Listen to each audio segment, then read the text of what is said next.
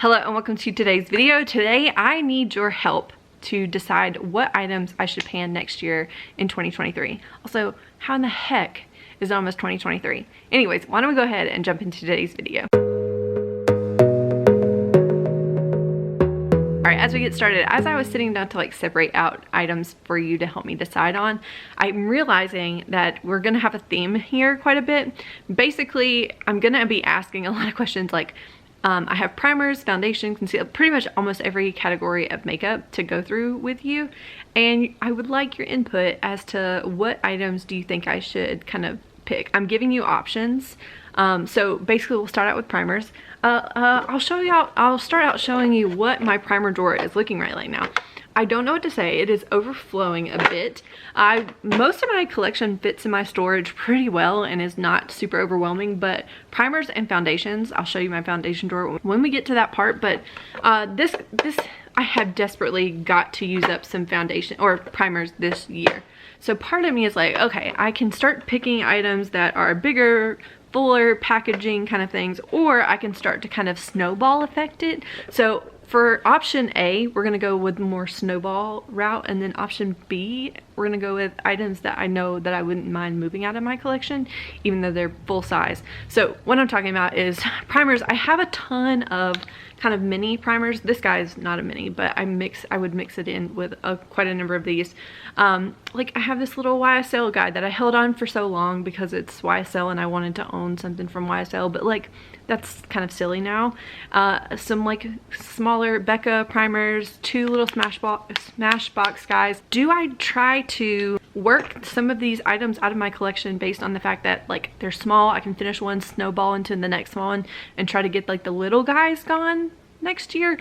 Or do I kind of go for like some bigger guys? This is one primer that I don't find myself loving like I wanted to. I don't hate it, like I wouldn't be hate panning it, but as we're going into like January, February, March, my skin tends to be a little bit more dry, so this would be a good full-size one in my collection. It's a little bit more hydrating. I could kind of target my skin during those months. So it would be kind of like a strategy guy, and then maybe I could go into another big guy like this guy here. I love this one, but it is a little bit bulky and like hard to store. So for primer, option A, snowball, or do we do option B, bigger boys? Let me know in the comments for that one. Moving into the next category, foundation. Hello.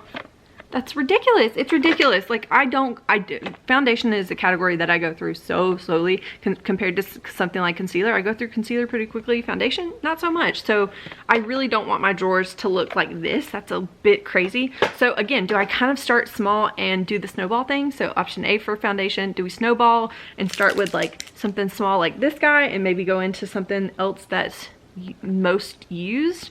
Or do we go for like the bigger, bulkier packaging, something like this? Like this is big bulky boys here. So again, option A, snowball, option B, bulky. Now for powder, I don't have my drawer because my drawers look pretty manageable for the most part, but we have, again, option A, do I snowball and do a lot of these little mini guys that I have? I might be able to finish all 4 of these guys, or do I kind of work on maybe hitting pan or like in some of my pressed powders, or you know, just trying to like, I mean, I wouldn't be able to finish this in 1 year, so like do I try to make progress in my powders?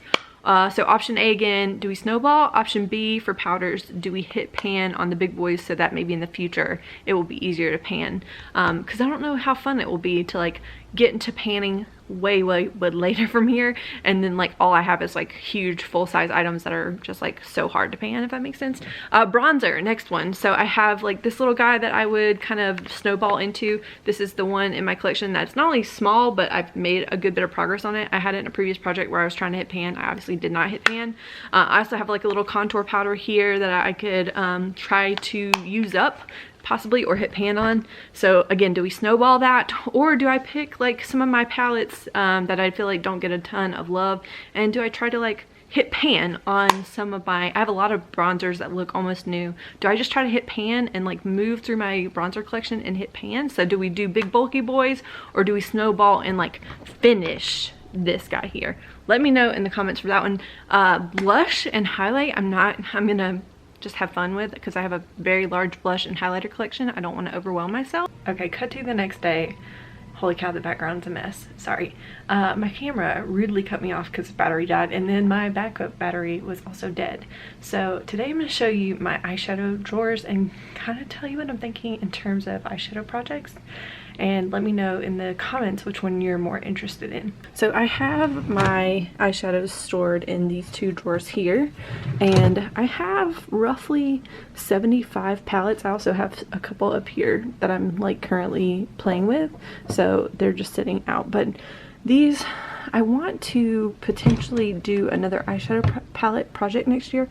This year I tried my hand at like a pan in every palette kind of thing. I didn't make it very far just because, you know, life. But next year I'd like to attempt another eyeshadow project. I'm not the best at painting eyeshadows, but I want to try again.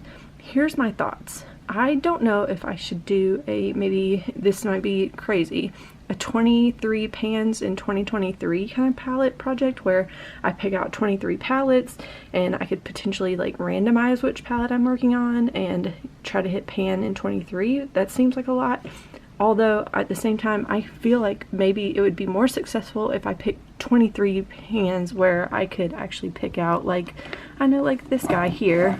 This guy here has some like lid setting shades I could go for. So I could do a mix of really easy shades to pan, or easier shades to pan, and then more colorful options. I think that sounds a little bit more realistic than the randomizing kind of aspect of it. But at the same time, maybe 23 in 2023 is too much, and maybe I should just do like a rolling 5-pan eyeshadow project.